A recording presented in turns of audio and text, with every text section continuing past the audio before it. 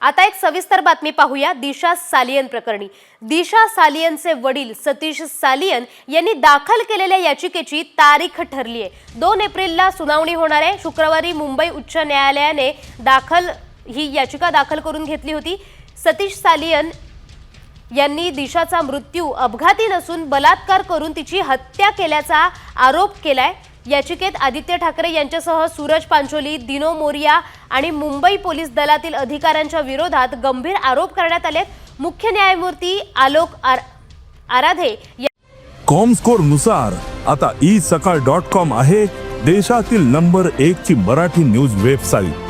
प्रत्येक अपडेटसाठी isakal.com ला नक्की भेट द्या। त्यांच्या कोर्टात सुरू असलेल्या याचिकेत ही याचिका देखील समाविष्ट करण्याची मागणी केली आहे। तर आता दिशा सालियन प्रकरणी 2 एप्रिलला सुनावणी होणार आहे। तिचे वडील सतीश सालियन यांनी पुन्हा याचिका दाखल केली। त्यामध्ये तिची हत्या ही अपघाती नसून तिच्यावर बलात्कार करण्यात आला आणि त्यानंतर तिची हत्या करण्यात आली असा आरोप त्यांनी केलेला आहे। आणि या प्रकरणात आता मोठी नावं सुद्धा समोर येत आहेत। आदित्य ठाकरे यांच्यासह सूरज पांचोली, दिनो मोरिया आणि मुंबई पोलीस दलातील अधिकाऱ्यांच्या विरोधात सुद्धा या याचिकेत गंभीर आरोप करण्यात आलेले आहेत।